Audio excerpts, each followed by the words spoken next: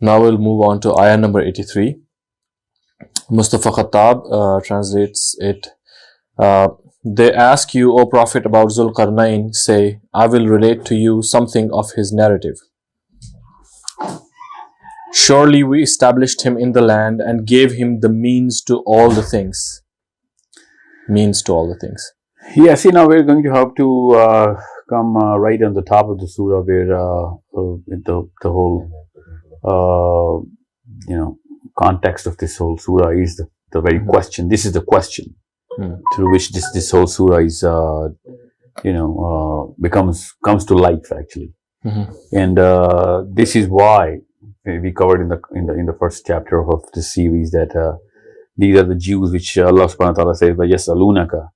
These are the people who are asking you about who Zulqarnain is and what was the story of Zulqarnain. Now this is a very important story, and this is where we need to really understand how careful we have to be in terms of what the Jews were all about, what was going on, and we should understand the whole motif of the whole Judaic prophecies and their current world view, and actually not just current world view. They haven't changed their world view. This is their classic rabbi that's still talking about it. Actually, yesterday, their top rabbi actually claimed to have been speaking with the Messiah, which is and specifically talking about Gog and Magog. Wow, this is something which we better what did he understand. exactly say? Well, he specifically, there's an article in Israel Today. It's a tabloid. It's in Israel Today, and where he's actually talking about how the time of Messiah is just about there. It is going to be in our generation, and so on and so forth. And I didn't really get to read all of it because I just skimmed through it. I'm going to actually, go through the context in this video about what Jews are all about. But they're all about the whole story of Zulqarnain, and I'll tell you why that matters. Because if you look at what the Jews were up to at the time of the Prophet actually way before the time, they actually settled in Medina for a reason, and that was the city where they were actually waiting for the Messiah. And this was not a small matter for the local Arabs at that time, because Jews were the only monotheistic religion at that time. Arabs were pagans. Yeah, these guys had a motive of settling in Medina. Why didn't they choose Mecca? Yeah, or what was so special that Salman Farsi was actually chasing if you read the story of Salman Farsi, he also ends up in Medina. In Medina, even though he was sold off to a caravan. But he was told by those priests that this is the right time for the Prophet. And so much so that they pinpointed the accuracy of what kind of city he's going to travel from and he's going to land into. And then what was going to be his name, literally the name. The priest actually told him the name. And Talha was asked by Usman radiallahu anhu that there's this sound I hear from the air, that Muhammad is here. Wow. And Talha says, let's see what was this all about, because I actually heard it from the priest that the time of Muhammad is here. Do you know who Muhammad is? And Talha says, no, I don't know who Muhammad is, because they all knew Prophet as Ahmad. So this was something which is so amazing when you look at the fact that these Judaic and Christian books were somehow pinpointing all of that time. Now, in the current Bibles, we don't know what the time is. How did they run those numbers? Yeah. Not just the numbers, the geography. Why were the Jews? What were the Jews doing in Medina? And what's that got to do with since the Prophet did not turn out to be their Messiah, then why did they ask for the story of Zulqarnain? Because if the Prophet didn't narrate the story, this is the story of Zulqarnain coming up right now. Yeah. Then what's the whole big deal about not giving bayah and following the Prophet? So the Quran says they recognize you as the father recognizes his son. They just they're too arrogant to actually accept that the Messiah in their books. Yeah. Didn't come from their Their lineage and their tribes. So it's such an amazing thing to understand what Zulkarnain was all about, from the lens of those rabbis as well, in which we are going to cover now, because somehow there's a confusion here in the ummah, and the confusion is that when this says this ayah says inna makkanna lahu fil ardi wa atayna min kulli shay'in sababa, this word is repeated in this ayah and the next ayah, fa'atba'u sababa. Yeah. Somehow the two words have different meanings. If you read any translation of the world, you'll find out that this word is repeated with absolutely no change in connotations. So if you ask the local Arabs, they too are making that translation or what's the word comprehension out of this. Yeah. Why? I mean, this is so clear that we have given him means to everything. Makkanna lahu fil ard. That means this ard word is not this planet. Yeah. This is a meaning which we can take, that is planet, or we can take ard, because if you look at, I was watching this Cassini mission the other day, when they actually went and went to the moons of Saturn and on the land of Saturn. That was the last known image, because it just blew up in the atmosphere of Saturn. The fact that when you look at the moon or these moons or all of those places, if I just show you a picture of all of those lands, no one in the world can actually tell the difference between our land and their land, or that land. Wow. Those are the same as rock formations. Those are the same sort of sand and clay. Obviously, the atmosphere is different. And the very fact that we have to call it land signifies that, this is a basic psychology of the Quran as well. I'm not just referring to Surah Talaq. Yeah. The very fact that they are the whole terrestrial entity in the universe is called Al-Ard. Okay, so I think we should make this point very clear. That whenever in the Quran the word Al-Ard is used, it means land. Yeah, it means which land. Which can be this earth or any other earth. Yeah, the context but is probably in the context. Yeah. But is there any specific word for this world in the Quran? What's that? Ad-Dunya. Ad-Dunya. Yeah. Okay. All right. So Ad-Dunya refers exactly to where we are living, but Al-Ard can refer to anywhere, depending on the context. Yeah. Well, in Surah Al-Baqarah, رَبَّنَا آتِنَا فِي الدُّنْيَا حَسَنَةً وَفِي الْآخِرَةِ حَسَنَةً وَقِنَا عَذَابَ النَّارِ. In Surah Al-Mulk, مُزَيِّنَ السَّمَاءَ الدُّنْيا. Wow. This is the sky of this planet that we've adorned with lamps. With lamps, yeah. Yeah. This is such an amazing, Surah Al-Mulk is such an amazing way of actually understanding that if it was Sama al-Ard, Sama al-Ard, then it would have locked and sealed the deal. Yeah. Yeah.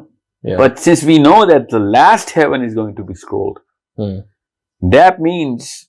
Exactly. Yeah. And this also signifies that the way we look at Saturn and Jupiter and all of those planets, it is not upon us to decide whether the horizontal linear way of looking at this sky, in which there is Andromeda and all of the other galaxies and all the stars that we see, we assume that if we're going to go to Saturn, which of course they did, and they did take a picture of the Earth from Saturn, it does look like a star.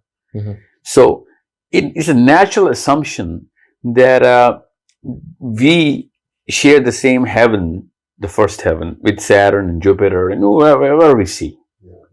Even though if you look carefully at this ayah, مُزَيِّنَ السَّمَاءَ الدُّنْيَا, this, if we couple that with رَبَّنَا آتِنَا فِي الدُّنْيَا حَسَنًا وَفِي الْآخِرَةِ حَسَنًا, it clearly shows two different meanings.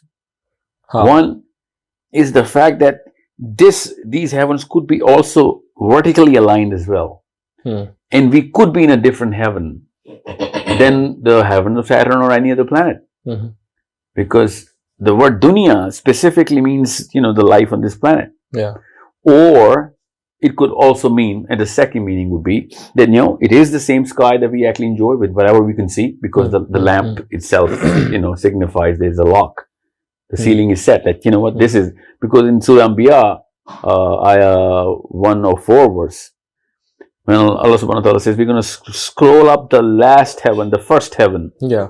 Yes. That means the things that we see, that's the meaning that we take. Yeah. That's the thing that we see, because we connect it with Surah Mulk right there. And, whatever the stars that we're going to see, they're going to be scrolled up, which makes sense, because it's in ahadith as well. Yeah. Because in the Quran, the stars are going to fall down. Yeah. And this is a lot of misconception that a lot of apologetic Muslims or people, atheists say that your Quran says that stars are going to fall on the ground, even though stars are real. Stars are going to fall on the ground is a problem if you do not take al-ard's meaning as all the terrestrial planes. Yeah. And if you start putting this word al-ard on this planet Earth, then yes, it is a problem. I don't know how the apologetics are answering it. Yeah.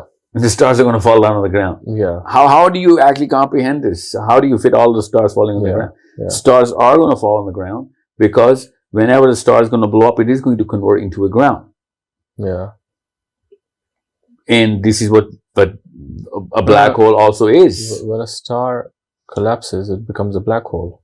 Or blows up, right? Yeah. Yeah. So when it blows up, that's called a supernova. Yeah. So supernova converts what into what? Black hole. Different planets as well. Yeah, it gives away debris. Debris. Yeah. That's rocks. Yeah. Okay. So it's all al-ard. See, star is also al-ard. You have to understand that. It's al-ard in the making. Because there's only two things. Sama and ard. Yeah. Anything which is not sama is ard. You know what I'm saying? So there's the matter which we see, it's matter which is al-ard. And then there's sama, which could be dark energy or dark matter or whatever. Because it's not just space. Yeah. We know that. Through the hadith, we know that too. Yeah. So I'm not going to that level of complication right now, because it is up for debate all the time. But it is very clearly identifiable that the al-ard meaning is all the rocks that you can possibly see in these heavenly skies. Okay. And yes, there is a discussion that the stars are only in the first heaven. Yeah. But there is never a word which says the ard is also on just in first heaven. Yeah. So there could be a totally different ways of whatever the life is going about in other heavens on the planets, because Jannah is also a plane. We know rivers, and we know grass, and we know the greenery, and we know the Jahannam's structure as well. Yeah. That's also rocks. Yeah. And fields and meadows and everything. So it's also al-ard. Yeah. So when we say that there's this concept that this planet is al-ard, then we create a very big quagmire of confusion. We have to really understand, because it is going to matter a lot in Surah Al-Kahf.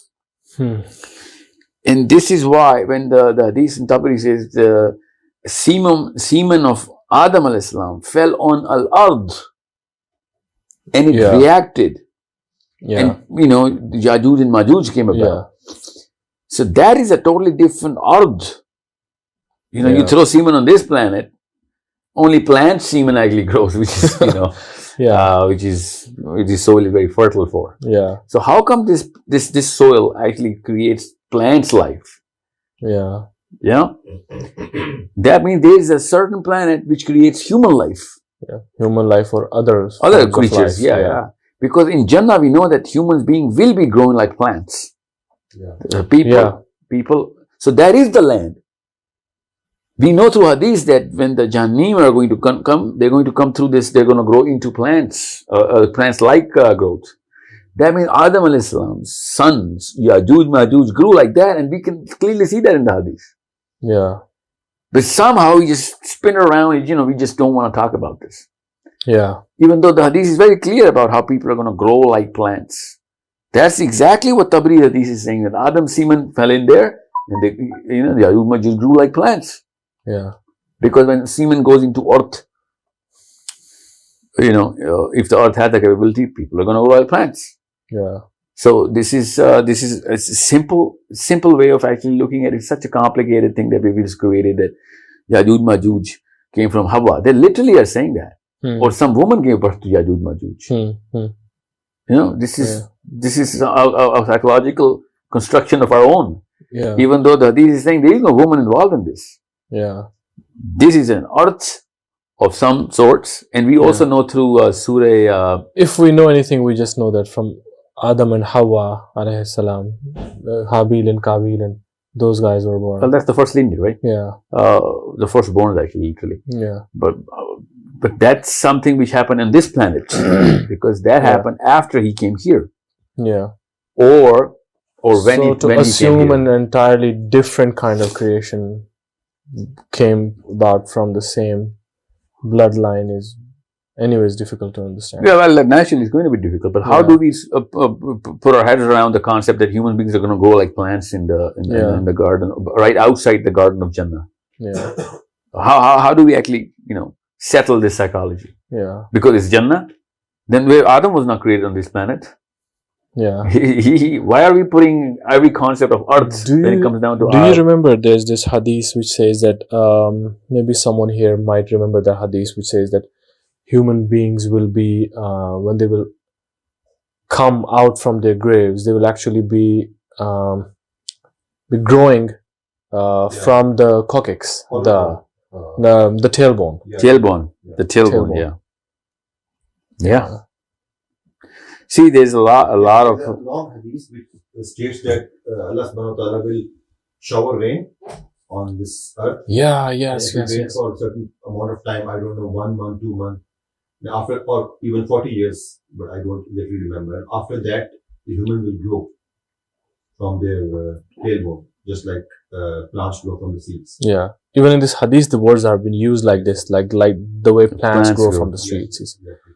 Yeah, subhanallah. Yeah, so that's settled. There's too many, there are really clear, bigger things that we've just been suppressing. Yeah, we're just not looking at it by design. Yeah. By design. Yeah. And I can understand why the 1200-year-old, not 1400, but 1200-year-old scholars would do that because people people might not be ready for this. Yeah. But now we are, because we have a lot more comprehension of the bigger concepts. Yeah. So coming back to this very concept, when Allah subhanahu wa ta'ala says Adam al-Islam was created by clay or earth, there's a certain word for that. That word is ham. This is not that's a totally different sort of word. Ham. Make sure you remember that because it's coming up in this surah. Yeah. Okay. And that's it's in Surah Hijr. If you open Surah Hijr, you'll find out this very clear word, ham. That's a black clay. Even the current translation is black clay for that ham. That's a totally different kind of clay. And that clay has a totally different kind of property. This clay does not have that kind of property. So we were not created from this dust. We were created from ham. This is turab. Yeah. So you have to understand there is a totally different psychology we need to incorporate to understand a way bigger perspective of what this what's about to unfold right now. Yeah. So this word, make sure you remember this word ham, the hamim, ham. Yeah. And Surah Hijr is clearly talking about this. Actually, in this very surah, the word is used, I think, 2 or maybe 3 times. Yeah. So it's about to come up. So the world has a psychology. We better understand that psychology. Jews have a history. We better understand that history. And Jews wanted a Messiah who can have that sort of power. We better understand. That's why they said Zulkarnain.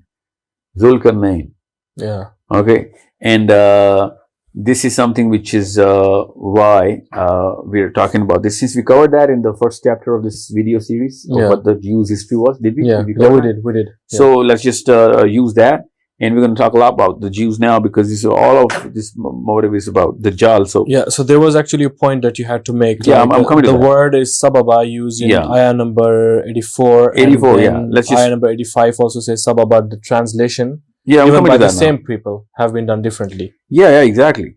وَآتَيْنَهُ مِنْ كُلِّ شَيْءٍ سَبَبًا. That does not really mean anything in the translation. Because when you read it, what's the translation you read? I have a totally different translation. Let me tell you what Mustafa Khattab, how he translates in both ayahs differently. So in first ayah, when he says, surely we established him in the land and gave him the means to all the things, which says, min kulli shay'in sababa. And then the next ayah. So this, the word that he's using is means here. Yeah, because kulli for shay'in sababa. is for everything. Okay? Yeah. And in ayah number 85, when it says, fa'atba'a sababa, same person, Mustafa Khattab says, so he traveled a course. So the word means turned into course. All four translators that I have here, they have translated this sababa in ayah number 85 as a course or a road, certain road. Yeah, but if you go under the previous ayah, if you can tell us. All four have said means. Means. Yeah. And that really does not mean anything, because what does that mean? Yeah. Means to, what does that mean? Yeah. So if I say anybody in English, you have means to everything. What does that mean? That you can say kun to that thing and it's going to convert anything? Because that's the psychology I get. When I say I have means to everything, that means I can shape anything into anything. Yeah. Or call anything to me. Or go towards anything. Yeah, you have unlimited power to do anything. So it means to anything. Everything. And so that means it doesn't really mean any specific, it does not draw a picture in my mind. Yeah. So they put a very Barnum word here. Yeah. It's a very general, abstract Barnum statement. Even if they're right, let's just assume it is right, then how come the next ayah itself is contradicted by this very word? Yeah. Because to means is not atba'u. Yeah. You cannot use this phrase if the word does not mean a way, a track, or a passage, or a path. Yeah. Because fa'atba'u means you have to follow that track. You're on the journey, on the course, which is rightly translated in every translation. So when Allah subhanahu wa ta'ala says, min kulli shay'in sababa, I personally believe that, and I believe because it makes a lot more sense in all of the contexts of Judaic, Zulkarnainic, and historic, and futuristic, Dajjalic. In every little context, this word makes the biggest difference. Yeah. It changes the ball game from blacks to super ivory whites. This is how big of a difference. You're not going to be able to understand anything we're going to say if you do not put focus on this word. Yeah. And it took us, 20 episodes or 15? I don't know what episode we're doing right now to come to this word. So make sure I'm not going to just wing it and just casually just pass by it. Sababa is a certain word. And we know, and I'm going to tell you why I believe it. It's not just my opinion, because the Tabi'i, if you read Zaid bin Aslam's commentary, he's a Tabi'i, he's read this word directly from the Sahaba. He says that all the Sahaba used to use this word sababa as the pathways, which is in the next ayah, pathways towards heavens. Yeah. And the reference of this statement is in what book? Tabari? I don't remember, but we'll paste it in the reference. I have it written in my notes. Okay, good enough. Yeah. I don't remember the name of the book. I don't want to misquote it because it's so easy to pick it up. You can just look it up what Zaid bin Aslam rahmullah says about what the Sahaba's direct psychology was about sababa. Yeah. Now, we're going to talk a lot about this in the next journey of Zulkarnain. So, but the real focus has to be on the crisp meaning of sababa. Now, why am I taking this meaning? Just because Zaid bin Aslam said that should have been enough, but that could be a fabricated da'if commentary of Zaid bin Aslam. It's okay, we understand that, but the Quran itself used this very word in 9 different occasions. Other than Surah Al-Kahf. That's the most important. Quran itself uses Surah Al-Kahf, which we're going to paste in the details of this video. 9 different Surah Swad, Surah Hajj, Surah Ghafir, and many other. All of those 9 occasions, the word sab, which is the root word of this, means ways to the heavens. Somehow, when we use this word in this surah in 2 different times, we use the one time as the rest of the 9 times, but the one time which matters the most, it matters the most. In ayah number we 84, just somehow put it into means to everything or power over everything, and so on and so forth. And in Urdu, which we have a very big problem, especially for people in India, Pakistan, and wherever Urdu is spoken or understood, and there's so much literature. After Arabic, Urdu is the first language of Islamic literature after Arabic. So the problem in Urdu is, and I'm sure that's in Farsi, I didn't look it up, but you should look it up, that the word asbab in Urdu has a totally different psychology. It does not at all. No Urdu man can say asbab and his brain would be like putting a ladder going up to the heavens. It's not possible. And that's a problem that we're all suffering from. Because every Urdu translation you're going to read, you're going to find the word asbab there. But can it be like there are a lot of Urdu words which actually come from Arabic words, but then one of the meanings does exist in Arabic dictionary for those words which we take in Urdu? So is it possible that one of the meanings for the word sab or sababa is means also? No, not sababa. Asbab. Sababa does not have any other meaning. Asbab is in Urdu. Asbab is an Arabic word in which Quran also uses the word asbab. Oh wow! Okay. And when so it we uses took this asbab word directly as it is. When the Quran uses the word asbab in different ayahs, surahs, it also uses for the ways to the planets, to the heavens. Okay, that's very interesting. That's interesting. That's why I'm saying the Urdu man can never, ever, he does not have the power to construct a picture of ladder going towards heavens. You know the most famous ladder of Jacob in the Bible, in Genesis? When Yaqub al-Islam dreamt that there's a ladder going towards the heavens and angels are coming down from that ladder. You know, that's the most famous thing about the Bible. When they talk about the ways to the heavens, they don't use the word asbab because that's English. I should look it up, the Hebrew version, and you'll find out that the similar kind of word is used for the dream of Jacob, Yaqub al-Islam, that he dreamt that there is a ladder going to the heavens and he's going to climb up and angels are coming up and down on that ladder. You know? So, since I was a child when I read that, so whenever I see Zulkarnain, I'm thinking of, those ways going up to the heavens and, so on and so forth. However, coming back to this, it is not an impossibility that we're discussing here. It is going to make way more sense to understand what Dajjal can and should be doing. And as a Muslim, we already know that there are ways to heaven. Surah Ma'arij says that. We already know that. We know that that's a physical way. We discussed about this. So why do we have to be so stringent in not going that way? Even though the Quran says that, Sahaba say that, it's all right, we understand that. But why are we so stringent here that we're not going to take that meaning? That's the case they have to prove. Exactly. We don't have to prove this case because the Quran, and we're backing up this very root word and this very word by the Quran and the Sahabas. If someone else is taking this word in a totally different meaning, then they better prove it as to why they're actually taking it, and they better corroborate that from the testimonies of the Sahaba. At the least, nobody else matters now. Because this is an argument which is, we have the Sahabis on our bench.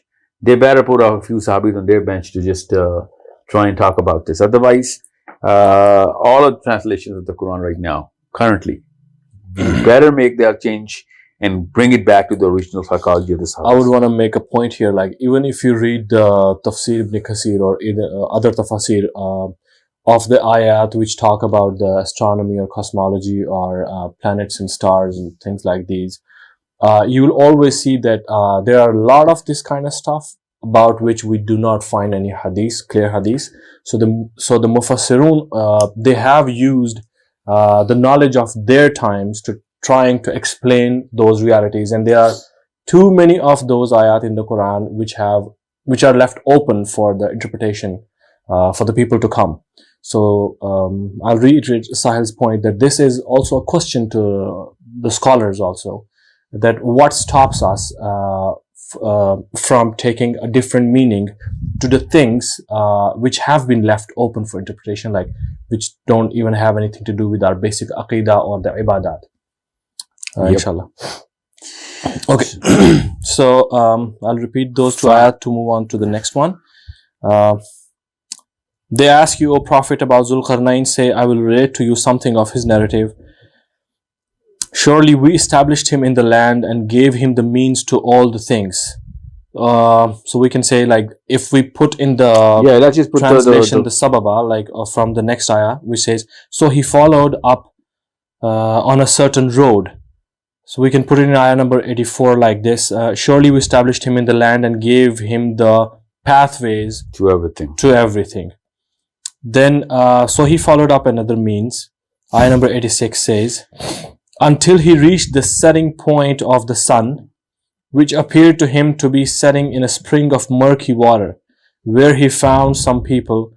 We said, O Zulqarnain, either punish them or treat them kindly. Would you like to? Yes, please. Yeah. Oh my God, yes. Now remember Surah Hijr. Surah Hijr, we talk about the clay which was used to make Adam alayhi salam. What was the word for it? Ham. Yeah. Okay. Now I want to read this in Arabic so that you can understand where I'm coming from. Hatta iza balaga maghrib ash-shamsi wajadaha taqrabu fi aynin hamiyya. Hamiyya. Hamiyya is the same word, ham. Yeah. Okay. Yeah. Now, when we know that the word ham is used for Adam alayhi salam, yeah, and this is the same word hamiyya. Yeah. Now, I'm going to come to ayn, the ayn in hamiyya. Yeah. Now, ayn also it's means not just ham, it's ayn too. Yeah, ayn in hamiyya. Ayn also means spring. Yeah. Water, spring of water, fountain, or even eye. Yeah, and ayn also means eye. Yeah. The eye. Yeah. So when we say fountain of water, we have to put black water, black, murky, muddy water. Yeah. Now we know that the sun does not set in a muddy spring. We know that. Yeah. But we just put that here so that we would put it from a Zulqarnain's perspective. Yeah. Now Zulqarnain is the person who has been given the power over all the land. Yeah. Ways to everything. No, let's just assume that this is the classic translation. Yeah, okay. He's on this land. Yeah. If he's on this land, because this ayah 85, it says, فَأَتْبَعُوا السَّبَبَ. If we don't take the ways to going towards heavens, then we're going to have to take some ways on this planet. Yeah. Now, as a Pakistani living in Islamabad, I see the sunset. I would know that the sun is not setting on my neighbor's rooftop. Yeah. You know? Which is full of black mud. No, even if whatever it is, whatever it is full of. I would know if I go to the rooftop, I know I don't have the power of the land, and I still know that whenever I see the sunset, it's not setting 7,000 yards from my eye. Yeah. I know the sun doesn't. I'm just from a tiny little place on the planet. Assuming that Zulqarnain was just a villager who had never crossed his village, would still know that the sun is not setting inside anything. Yeah. On this planet. Like, we don't even need any science for this. Yeah. It's a common sense thing. People knew it from day one. The sun is not setting. Even if they thought that the sun sets in some sea, let's just assume that. Yeah. Because America was not discovered at that time. Yeah. So some oceans were taken up, Pacific was taken up, and Atlantic was setting it in. Yeah. Because that's the current map without Americas. Yeah. Without the two Americas, Atlantic to Pacific is from Japan to Spain, Japan to Africa. Yeah. Okay. So since a lot of scholars put Zulqarnain right dead center in Armenia and, make him travel left and right.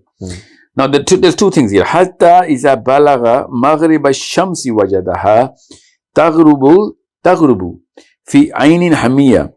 Now, it does not say maghribul it says Maghribu Shams. It does not say Maghribul Ard. Yeah.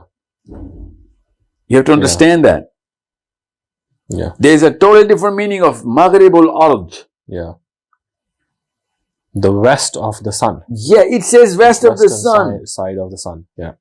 Okay, but by the way, Dr. Ghali here says the western part of the then known world. Yeah, but it doesn't say that, right? Yeah.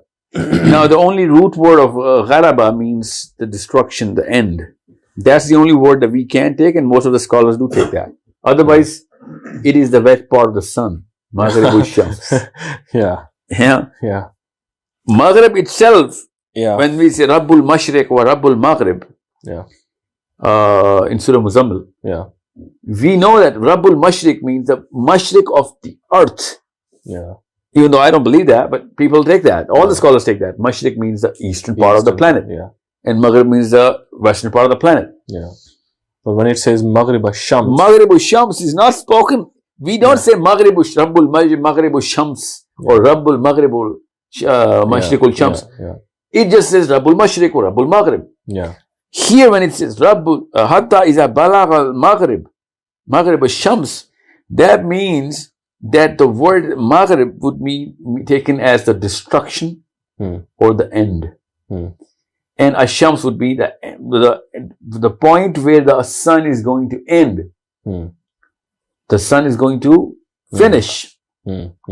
Otherwise, if you say, no, that's the western part of the world. It doesn't say Maghribul Ard. Yeah, it says Maghrib. Why are you taking it from Japan to Spain? Yeah. That's the two ends of the then known world. Yeah. It should have said Hazta Iza Balagh al Maghrib. Yeah. Then I could say, I know that's exactly what the Quran says. Yeah. Whenever it says west or east, Exactly. it means Hatta Iza Balagh al Maghrib. Would mean like until he reached west. The west. But it says Hatta Iza Balagha Maghribu Shams. It means a totally different way of looking at this. Yeah. Now, by the way, there is this discussion in Tafsir Ibn Kathir on this ayah. Although Ibn Kathir has rejected this interpretation, he says that there are certain people who believe that it's the western part of the sun, some west of the sun or star. But he says that it's cannot be understood and should be rejected. I understand. I don't why remember exactly what words he said. No, but we have that IQ developed now. Yeah. That we can. Not that they didn't have IQ. They knew that the audience is not going to. Yeah. They're going to start ridiculing the Quran or something. Yeah. It was a very good decision they took. Yeah. Exactly. Let the world come to light through our means. Yeah. But we now know that. Let me just give you a very layman same example. can make people laugh on this now. Yeah, exactly. Now the ridicule is going to come if you don't evolve out of the psychology of that specific audience and go back to the psychology of the Sahaba. Because Sahaba were not afraid of anything. They were just saying it because that's the message they got. They did not care. Yeah. They were just stating it the way they're listening it from the Prophet system. Yeah. Now, just like Abu Bakr. Yeah, exactly. He did not have to make explanations or anything. He didn't have to come up with anything. He just said, he said, my friend traveled, he must have traveled. Yep. So, Maghrib Shams means the west of the sun or the destruction of the sun, the finishing point of the sun. Yeah. Now, let me just give you an example so that you understand how simple it is or how complicated it's going to become if you don't take this meaning. If a space shuttle just takes off from the planet and it goes towards the moon, can we, by any compass, attribute whether it's going east or west? No. Just going vertical, straight up. Yeah. So, no, but we can actually reference it from the planet, setting on the ground. North, it's moving towards the west. Yeah. That would be preposterous for us to say the shuttle is moving west. Yeah. The west that we take is on this terrestrial plane. Yeah. That shuttle is not moving west. Yeah. We just think it's moving towards our west because that's where we're standing. Yeah. The Quran does not speak like this. So when you're in space, you cannot go east or west unless you're really aware of what the universe structure is all about. Rabbul Masharik or Rabbul Maghrib. Allah can say that. Yeah. And that's the most beautiful part about Rabbul Masharik and Rabbul Mashrikain, because only Allah can tell us of where the Mashriq of universe is and where the Maghrib of universe is. Yeah. We are too tiny in a small, tiny little planet for us to claim of what Mashrikain or Masharik would actually mean. Yeah. This is the biggest argument of how grandeur this ayah becomes of Rabbul Masharik. Yeah. Because only someone who can look at it from the way I'm looking at this, that this is the left of the cell phone, this is the right of the cell phone. Yeah. Exactly. Any little virus inside this cell phone, on the skin of this cell phone, would not be able to know its way around left or right. It is going to talk about that little the spot on which that virus sits. Yeah. So this is how grand is Rabbul Masharik and Maghrib. And this is what it means by Hatta iza balagha al-Maghrib al-Shams. That means as soon as he took off, he cannot go east or west. He just went to the point which is Taqarabul Shams, which means Maghrib al-Shams, ending point of sun. Where the sun is going to actually set. And we know where it's going to set. You know where that is? Every sun. Every sun. We call our sun, star as sun. So every sun sets at either its own black hole or some black hole is going to be sucked into. Yeah. That's the two things that happens to every sun or star. Yeah. So we now know where our sun is headed. Yeah. And we've seen that black hole. Yeah. So that's a very easy meaning to derive out of this, because there's another proof of that coming up right away. That he went to we can now even know, we know where we know the exact name of the black hole now, where the sun is actually running towards. Yeah. Now we know that. We know the trajectory of the sun. Yeah. And sun, where is it heading towards? Is it heading towards the center of the Milky Way? From the center of the galaxy.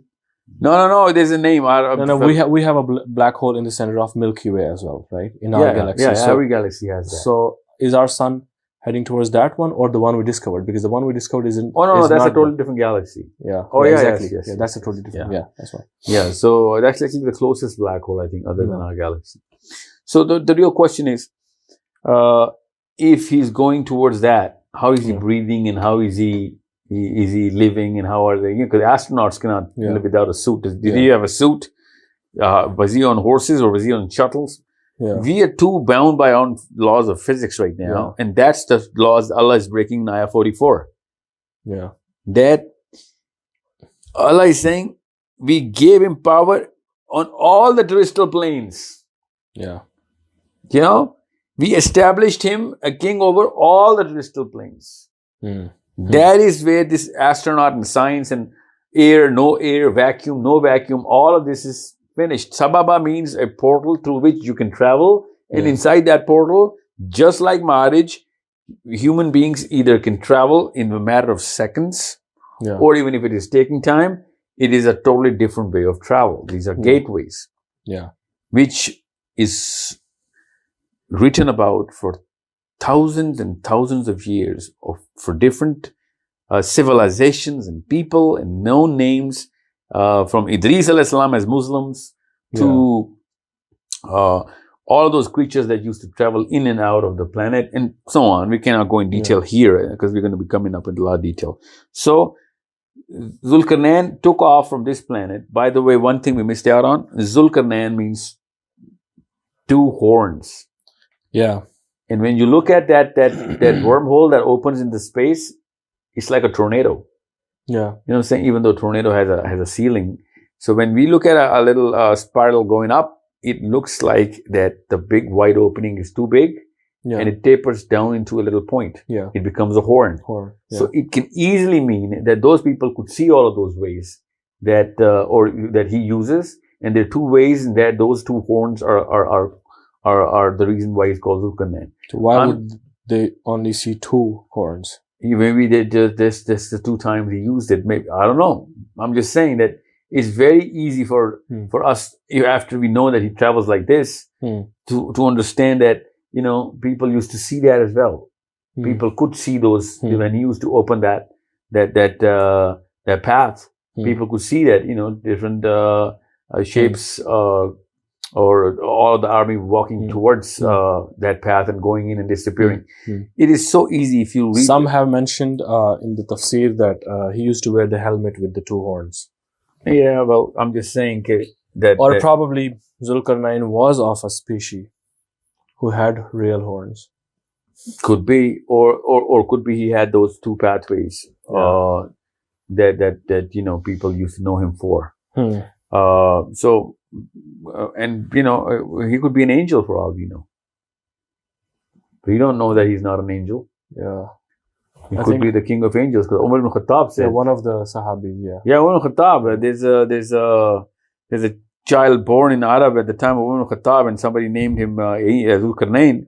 And Umar ibn Khattab says that, did we run out of human names that you picked out a name of an angel? Yeah. Why do you think he called him an angel? Because Sahaba knew that, Sababa was the meaning he was traveling around the heavens. And this traveling could be done only by angels. Could be. No, but like most famously. It could even be a jinn in that perspective if you are talking about horns particularly. Could be, but the point is that actually further signifies or strengthens the word sababa. Sababa, yeah. It strengthens. Yeah. But even if you put him as human beings, all of those people who were following Zulkarnain, then still it does not weaken this word sababa at any level. Yeah. So hatta iza balagha maghrib ash-shams wajadaha taghrubu fi aynin hamiya. That means that when he went close to that aynin hamiya, that eye-shaped black mud. Yeah. Because we're really stretching it out here when you're pulling the sun down in a murky water, black water on this planet. Yeah. Now, I do believe that every star sets in a black mud. I believe that. We've seen that. Yeah. So, why do we have to put water? And I also believe that there could be water there. Yeah. Because the hadith is all over the universe. There's so much water. The arsh of Allah is on water. Between heavens is water. We know that. All the planets and stars are floating on water. Yeah. And since water is between the two heavens, and the only pathway between those two heavens is a black hole, so that means water could be in black hole. Ainun Hamiya, even if it uses a spring of water, it could still be there. Still be the black hole, So, by the way, even the recent photograph of the black hole, even that looks like a very like an ayn. It is an eye. That's why that the current black hole is Ayn Hamiya, black mud with eye-shaped black mud. Ayn Hamiya. Yeah. Why black mud? Black mud is the actual meaning of the word in Surah Hijr. If you use Surah Hijr in Adam's creation, Hamin. Yeah. Hamin means the black mud through which Adam al-Islam is created, and that black mud is. Why do you think they're using black murky water? Because Hamiya means black mud. Black mud. So now, let's just assume all of this is wrong. And everything about the fact is true that the sun actually sets on this planet in a black mud. Then we really are in a lot of pickle, because then we got a problem with those satellites revolving around the planet, and a lot more is going to go wrong. A lot more. Yeah, I'll tell you why. Because I want the sun to set on this planet. I'm one of those guys. I'm one of those Muslims who wants the most strange things to happen and coming out from the Quran, so that only the believers will believe in the Quran. Yeah. I'm one of those guys. I really hate it when science says, oh yeah, we found something that the Quran is like, oh my God, are you kidding me? I want it to be so extraordinary that only the believers will come near this book. Subhanallah. The more science is going to try and come closer to the Quran, the lesser our iman is going to be on the Quran. Yeah, it's getting easier to believe. No, that's the word. It's not belief then. Logic and belief is not the same thing. Yeah.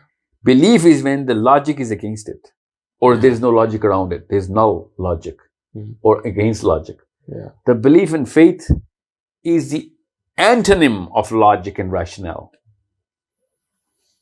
You have to understand that. When the Prophet ﷺ had all the prophets, which are prophets, Siddiq Nabi, when they took their belief to such a level, Allah subhanahu wa ta'ala says, you know what, now you've done whatever no human beings could do, so I'm going to give you something which is a gift, which is Ayn al-Yaqeen. Yeah. You know, so Yeah. he showed him the bigger signs of Allah subhanahu wa ta'ala. He showed his bigger signs to those prophets who rose their belief or built it to a level where, you know, we better be on that track. Yeah. Because then Allah subhanahu wa ta'ala showed them things which no science could possibly explain. And, you know, like Sidratul Muntaha and the Nile and Firat flowing through the bottom and the seven heavens and the Barak and angels and whatnot. Yeah. After the belief was at its maximum peak that human beings can have. Yeah. So it's something which I want the sun to set on the planet, but the sababa word is not letting me. Science and satellite, I don't care. The word sababa is not letting me believe that the sun is setting on this planet. Yeah. Because he did go up to the heavens, to the point where Maghrib al-Shams is, close to it, in the ha, not inside the black hole. It says, Wawajada, he found him in the ha. In the ha means close to that. He found a planet where their people are living. And I think we covered Ain and Hamiya enough. Black hole is the black mud. Everyone in science calls it black hole. No, could not be, because Hamiya means black. That's it. Black mud. Okay. Now the problem is the current version of the translation is that the sun sets in the black water, and since Zulkarnain just was at a seashore somewhere by the end of his journey, so he just saw it going into water. Yeah. Now, assuming that he was on the bank of some sea. Yeah. If you stand on the seashore, that's a lot of distance between the sunset and you. Yeah. So you cannot be calling it, oh, I saw you guys close to the sunset. No. Yeah. You saw it close to the seashore. To the shore. The sunset was miles and miles and miles away. Yeah.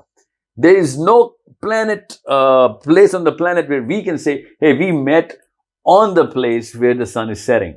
No human being can say that. Yeah. We can meet at sunset, which is the time of the sunset, but not on the sunset. Yeah. Or in the sunset. So that's a totally different phrase. It's a wrong phrase to use here. Now, well, Allah, of course.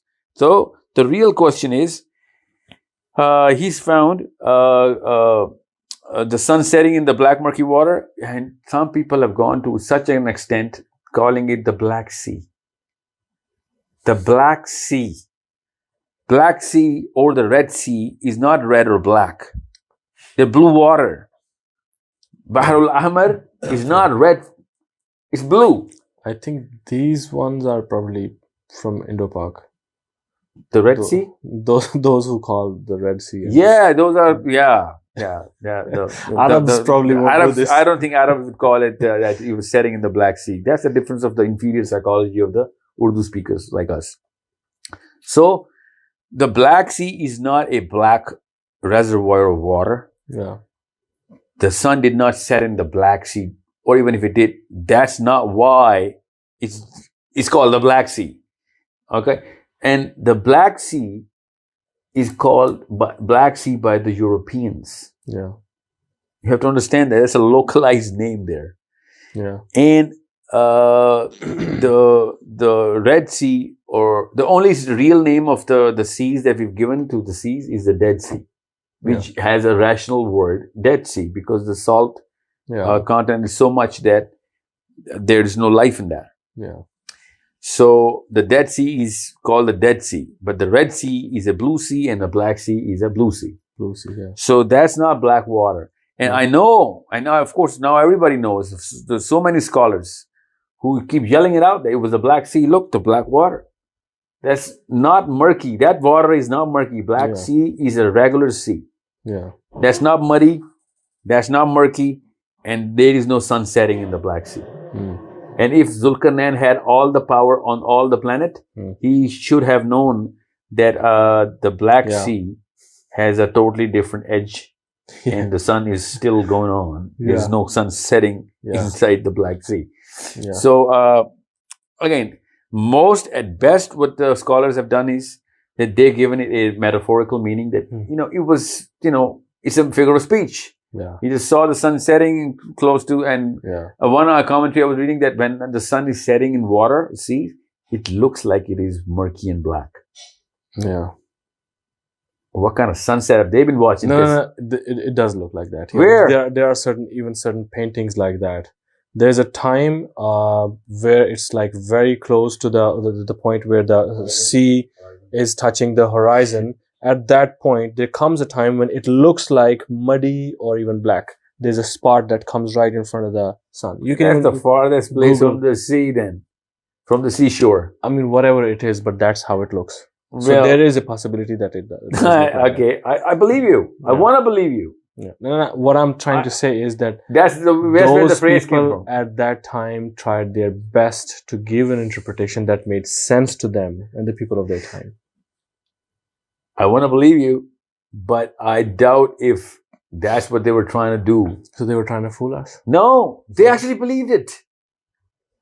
They actually believed it. That yes, that part of the thing is black and that's where the sun sets. No. When you read tafasir, they don't fix it to a certain meaning. They always say, this guy says this, some mufassirun say this, Well, those I'll say tell this. you why I disregard those. Because Sahabas didn't believe that.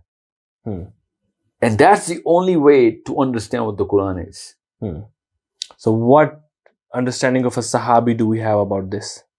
The Sahabi In says hadith that or Zulkarnain tied his horse to the star. That's fine. That's fine. About Ayn Hamiyah. That's why. What do you think he was talking about? He said that. And Ka'b al-Ahbar. Yeah. Ka'b al-Ahbar says that Zulkarnain went up to the star, Yeah. and that's where he was. He even named the star. Suraya. Yeah. Suraya, yeah. That's probably serious, I think. Yes, That yeah. is a weak narration. Yeah. I don't know. See, that's the. It does not matter whether it's weak or strong. What matters is it is from 1400 years ago. So, I think Even if it's Abbas is not trusted in the matter of hadith. But was he 1400 years ago? Yeah. So that's all we need to know. That the psychology. Why of did he that come time- up with this wrong hadith? He Did could have he- said anything else. Yeah, he didn't read Hawkins or Einstein or Newton. He just came up with this theory, really? And even he did come up with this theory that puts us right into the context that you know what Ka'b al-Ahbar is known for? That he was so inspired by the Israeliyat, the Judaic philosophies. Yeah. Now, listen to this very carefully. Ka'b al-Ahbar is a very important name for me. You know why? Because he's my doorway into what Jews are up to. In terms of what their philosophy is, not what their plans are. And those very Jews, with that very Israeliyat, come to the Prophet ﷺ and says, recite to us Zulkarnain. So Ka'b al-Ahbar comes to life here. Yeah. And Allah subhanahu wa ta'ala says, they want to know Zulkarnain? I'll tell. Because otherwise, if it were not such an important thing, Allah was like, they're just coming up with some, Yeah. anecdotes and tantrums. Yeah. Tell them, assalamu alaikum. Yeah. Yeah. This is what happens. Yeah. But this is such an important thing that it comes into Surah Al-Kahf and the Dajjal, and Dajjal connected to Jews, Jews connected to Israeliyat connected to Ka'b al-Ahbar. The trail is perfect.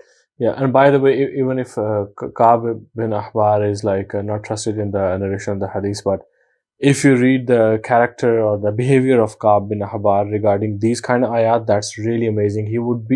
He was so excited every time these kind of ayat were read to him. Yeah. He would be very excited, and he would say, yes, it makes sense because I heard something like this, or there was something like this in Israeliyat or some things like that. So it means he had a very vision that was too broad for that time. Or he had a psychology which was a Not limited to Judaic this psychology. thing, yeah. Psychology.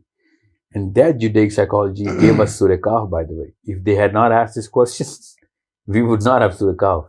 So that psychology is well respected in the court of Allah. He answered a question of people. Or maybe that's the reason he was not trusted, because he was talking something that was not actually comprehended by the... No. I'll tell you why he was not trusted. It's very clearly written that he was too inspired by Israeliyat. Yeah. And that's the only case against him. Because he was a was Jewish Jew before. scholar. He was a scholar in Jewish tradition. So that's why I treat him as a gateway towards Surah Kahf. Because he's the one whose psychology we can reverse engineer into why Jews were kept on asking about Zulkarnain from the Prophet ﷺ. Yeah.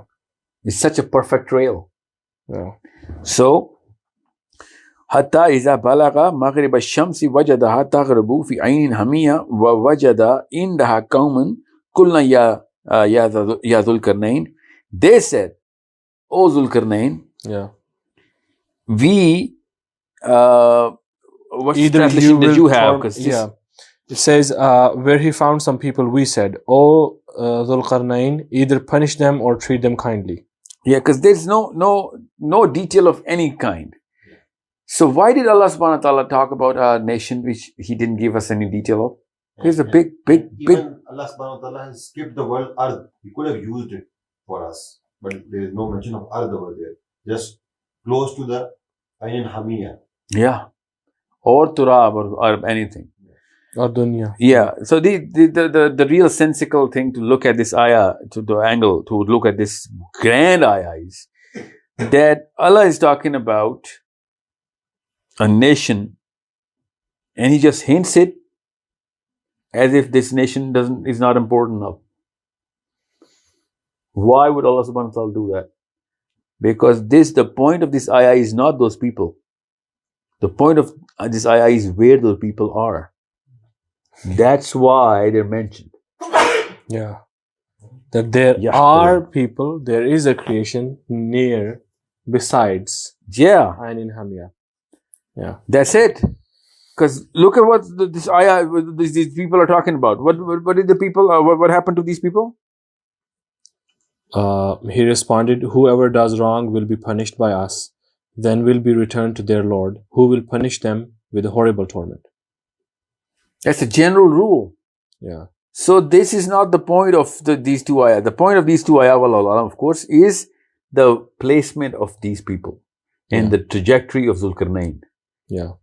So that's the best part about this ayah. Let's just go on further. Okay, so just to summarize from the point where the story of Zulkarnain started. So he was asked about the question. He said, let me tell you something about Zulkarnain. Zulkarnain was given a pathway towards everything, and then it says Fa'atba'u sababa. So then he followed a path which could lead to another world or dimension or another sky, and then he reaches a point on the western side of the sun, which says, or the point of the destruction of the sun, or the ending point of the sun, which is towards the Ain Hamiya, a black hole, and near the black hole, beside the black hole, he meets these people, and then this is the conversation which takes place between those guys, and he says them, whoever does wrong will be punished by us, then will be returned to their Lord, who will punish them with a horrible torment.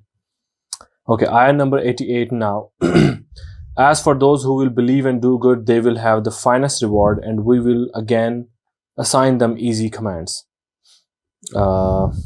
Dr. Ghadi says, then he will have as a recompense the fairest reward, and we soon will say to him, of our command, cease. Okay, that's very confusing. Amrina yusra. Yeah, Amr means command, and yusra is easy. Good. Okay.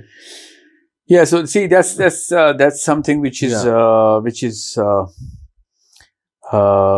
pointing towards, So like there's not enough detail about these no people. detail. That's the point of these ayah, that we're not giving you detail of what actually was going on with those people, or what happened to those people. Yeah. We don't know what happened to those people. Yeah. But because it's a general rule, Zulkarnain says, people who are doing good will be rewarded by good. People who are actually aggressors will be punished according to what they. That's a rule. We all know that. So the real beauty of these three ayahs is the Ain Hamiya and Maghrib al-Shams. Okay. From here he takes another portal. Ayah number 89. It says Thumma atba'a sababa. So then he traveled a different course. Now he's on the another pathway. Yeah, he's on the same pathway in a different direction, because he's going to, Allah subhanahu wa ta'ala is going to tell us where he's going, because he's still in the Sababa at this time. Okay. Ayah number 90. Until he reached the rising point of the sun. He found it rising on a people for whom we had provided no shelter from it. From the sun means. You want to make a point? Yes, Of course. because I have a different translation here. Dr. Ghali says, until when he reached the rising of the sun, he found it rising upon a people for whom we had not made a screen therefrom. Yeah. Now let's just talk about this. This is going to be taking a long. Can we cover this in this episode? These two ayah. I think We covered this journey till we hit the Yajuj Majuj. okay. Okay, because then it's going to really open up. Yeah. So let's just cover this first nation. Yeah. Okay, inshallah. Hatta idha balagha matli ash-shams. Now, on the planet Earth, there is a protection from the sun. Now, even if there isn't, let's assume the hottest place on the planet, Sure. or place where there is some sort of a breakup of some sort of mesosphere or ozone or whatever layer which protects us from the sun. Yeah. It's pretty easy to get out of that place or to do something about it. Yeah. Yeah. Now, if we take the Maghrib Shams meaning, we'll have to take the Matla Shams meaning here as well. That when the star is taking birth, when the star is being born. And by the way, we missed out on the Maghrib Shams in Surah Yasin. Allah subhanahu wa ta'ala has told us that every star is moving towards its destination. Its destination. Yeah. And that's something which we can easily corroborate here. Yeah. Yeah. Mustaqarrilla shamsu wa tajri mustaqarrillaha. Yeah. And we know the Quran itself is saying that they're moving toward their final part of the destination, the journey, the death, which is definitely cannot be explained by their rotation. Oh yeah. It has to be a linear journey. Yeah. So hatta balagha matla ishams means then he went to the place which was close to the nebula or wherever the sun is going to be born. Yeah. And when the sun is born, or when a star is being born, naturally the place which that's one of the meanings. And there are millions of nebulas. Oh yeah, so sun has come from one of them. Yeah. So the one meaning that is very clear here. One of the meanings. There are two meanings which are totally clear, and the third meaning which is not clear. We'll also talk about that.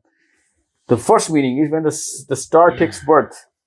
It is at such a certain level of whatever radioactivity is going, that there is no planet around it which can actually cover through any ozone that it has to stop that radiation. And that's what the people are saying. We are not getting any protection from this thing, this star that we have. Do something about it. Because at this time, this is a place which is close to the birthplace of the sun. Okay. And when the star takes birth, science till date does not know what kind of emission is coming out of there. Yeah. Because when it comes to a certain point in its own lifetime, that's what we see our sun doing, from hydrogen to helium and converting ferrous into ferric. Yeah. So at that time, the plasma, maybe they're so close and the plasma is all over the place. Yeah. Or maybe the heat is too much. Or maybe the light is too much. Because light is too much means that planet is not rotating around its own axis. Or, cause I don't take that meaning because then they can travel to the other part of the planet. Yeah. So, but it's not so easy for people to just take off and just, that's not, I think it took us thousands and thousands of years to go to the other side of the planet. We all should know that. I think you should talk more about why it's not the people on this earth. Yeah, but I was going to save it for the last, but okay. Okay, let's just talk about that. The first thing is if there's a place like this, as you said, on earth where there's no cover from the sun and it's impossible for the inhabitants of that area to survive in that place, they can always migrate. And mass migrations or have do been something happening about it. throughout Let's the just assume. centuries. Ibn Kathir says there were no sealing the roofs of those people. They had walls. Yeah. They had walls. Yeah. But no roofs. No roofs. Yeah. That's what Ibn Kathir says. Yeah. Okay. That's one way of looking at it. Yeah. But why can't they just go behind the walls? Yeah. Or they knew what the wall structure is. They just did not have the sense to, put horizontal, ceilings on top. It's okay. It could happen. Yeah. It could happen. The question is, get out of there. Yeah. What does Zulkarnain do? Teach them how to put a ceiling on top of 4 walls? Yeah. Doesn't sound like a king to me here. Yeah. But let's just assume that it was. But that's one way of looking at it. The other way of looking at it is that these people on this planet, we're just keeping these people on the planet. These people were in a place where there was absolutely no cover from the radiation of the sun. Yeah. Okay? No sky. Yeah, it has to. No atmosphere. Yeah. No. That's not this planet, because this planet. How come those people are breathing if they don't that's have what that's the point he's making, that since there's no place like this, now we have to go out of the earth. There has the atmosphere, because people were, because if you're putting these people on this planet, we have to put all 3 people on the planet, because there are 3 people here. Yeah. The one that he just met, the one he's going to meet. Yeah. This is the second people that he just met. Older Mufassirun had put all these nations on earth, by the way. Yeah, all of them. Yeah. So how come these people in the middle, all of a sudden, on the same earth, were still in a place where there's no atmosphere? Yeah. Or let's just assume that there's no atmosphere. While that becomes even more fun. I'll tell you why. Yeah. Then Zulkarnain went up and put some atmosphere there. Yeah. He still has to go up. Yeah.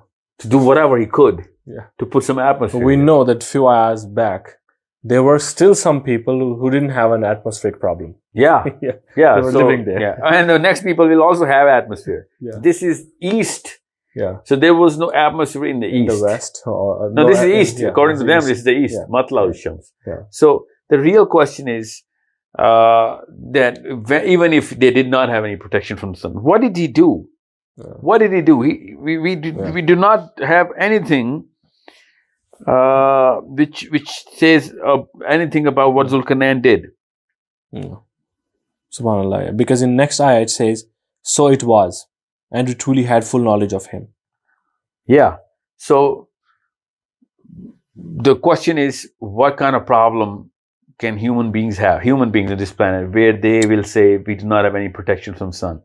So we know that these are the. I mean, there are so many narrations in the hadith about this, since they'll be known as weak. So I'm not going to go there, but it's a problem we better solve here, because we're talking about Zulkarnain and Ad-Dajjal here in Surah Al-Kahf. You can't just leave it for later, because later the Dajjal is coming. So there's not going to be the better time to discover the meaning than this. So understand, if we put Sababa in the heavens, it makes perfect sense that there's a planet where the sun was too close. Sabab means a portal that led to the black hole where the sun was setting, and another direction towards the nebula where the sun was coming up, and then there were many planets there, and we saw people, and then and we know that already through the Quran there is a possibility of many planets. Oh yes, and people. Yeah. Through the hadith in the Quran, there are different people. Yeah, in the Quran also, there is a mention of many creatures. Yeah. Many creations. Yeah, that's the question we didn't cover. The aliens. Spread them between. We never covered different living beings in different, because we should have covered that in the context. But this is a general consensus. And the word used in that particular ayah is daba. Daba. Yeah. That is a living thing. Yeah. Aqil. Flesh and blood and intelligence. It's not a spiritual being. Yeah. Yeah. Yeah, no, the word minhum means aqil. Minhum means, that means with brains. Yeah. So, minhum doesn't mean with brains. The fact that the pronoun hum is used, which means that these were by the way, there's also this, at another point, Quran says that we have made you better among a lot of creation, right? Surah Bani Sahil, ayat 70. Yeah. Surah Bani Sahil, ayat 70 says that we've given you, we've made you better than most of what we have created. Most of the creations. That means not all of them. Not all of them, yeah. Most of them. Yeah. And Allah subhanahu wa ta'ala is talking directly to Bani Adam at that time. So we should know that the Quran is pointing right towards all of these concepts, and we better get our heads around that. So, so he went to a place where there is no atmosphere, or maybe the star is too close. Yeah. And whatever he did with them, maybe he spun their planet out. Maybe, I don't know, but we don't know. We don't know. We don't know. Yeah. Yeah, it could be, because this guy has some serious power. Yeah. Now, he could have put the whole planet into a totally different spin. In a habitable zone. Yeah, in the Goldilocks zone. Yeah. Or could be anything. Yeah. So, this is something which is one of the most interesting parts, because the next people will not have any other problem which are celestial level. They will be having a problem with Yajuj Majuj. So let's just keep it till here. Yeah. Because it says Summa Ataba Sababa again, and that's the last of his journeys, and then that's where the real peak of the Surah Kahf comes into place, because that's the connection between Zulkarnain and Yajuj Majuj, and then Yajuj Majuj is connected to the time of Isa al-Islam. Isa al-Islam is connected to Dajjal, and that's why we know that when Yajuj Majuj is going to come, they're going to use these sort of sababas or portals or pathways, which Zulkarnain is about to close in the next few ayahs. So stay tuned. Inshallah, we'll cover that. And in the next episode, in the most exciting thing. Till this point, we've covered till ayah number 91. Yeah. Inshallah, from in our next session, we'll be starting from ayah number 92.